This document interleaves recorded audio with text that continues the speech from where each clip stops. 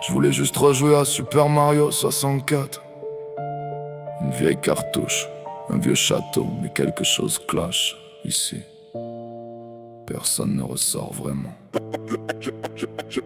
J'allume la console, l'écran paraît normal. Le logo de Mario, mais l'ambiance est glaciale. J'entre dans le château, pourtant quelque chose a changé. Les murs semblent vivants, les tableaux sont figés. Le hall est immense mais différent à chaque détour. Des escaliers apparaissent puis disparaissent toujours. Une porte mène à 100 autres dimensions. Comme si le château dévorait toute logique, toute raison. Je retrouve des salles que je connais par cœur, mais elle respire maintenant la peur. Le jardin est vide, la cour paraît sans vie. Même les statues semblent suivre, mais pas dans la nuit. J'entends des pas, pourtant je suis seul ici. Ou du moins, c'est ce que je croyais. Bienvenue dans B3313. Le château refuse de mourir. Chaque porte ouvre un nouvel enfer. Chaque étoile cache un univers. B313, personne ne connaît la sortie. Le temps tourne en rond sans fin, et le château referme ses mains. J'avance dans un couloir qui n'existait pas. Des mondes inconnus remplacent d'autrefois. Une ville noyée sous un ciel sans couleur. Un désert où le soleil inspire la peur. Puis un autre château, encore plus immense, comme un reflet brisé d'une autre existence. Chaque univers possède ses propres lois. Des Mario différents semblent vivre là. Certains restent immobiles, le regard sans lumière, comme si leur histoire s'était arrêtée hier. J'en vois un courir, puis disparaître dans un mur. Un autre tombe dans le vide sans jamais revenir. Les potes ne parlent plus, les bouts restent silencieux. Même Bowser sont prisonniers de cet endroit mystérieux. Des étoiles qui ne brillent plus, des portes qui respirent, des couloirs qui n'ont pas de fin.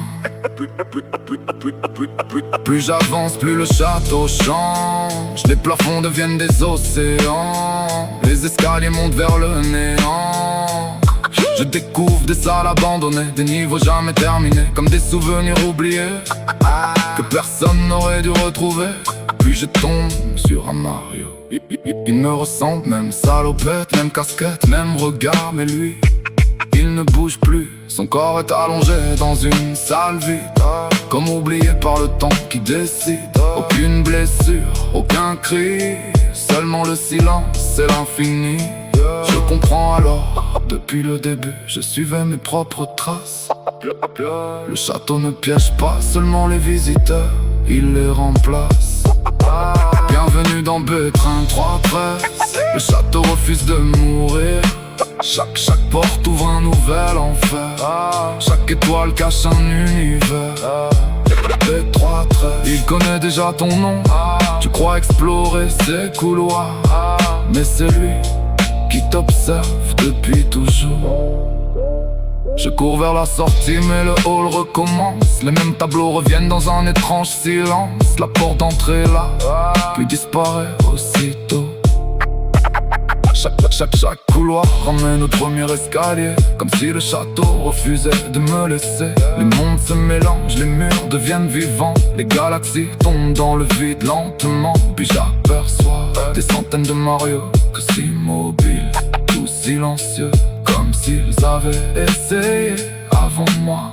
L'écran commence à trembler, les textures se mettent à fondre, le château s'efface, puis renaît encore, la musique ralentit.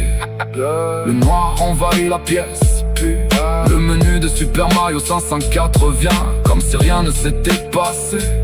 J'appuie sur nouvelle partie, le château m'attend déjà. On raconte que B313 n'a pas de véritable fin. Chaque joueur explore un château différent. Chaque joueur explore. Chaque porte mène à un autre Mario. Et quelque part dans un couloir sans nom, un nouveau visiteur vient juste d'ouvrir la porte.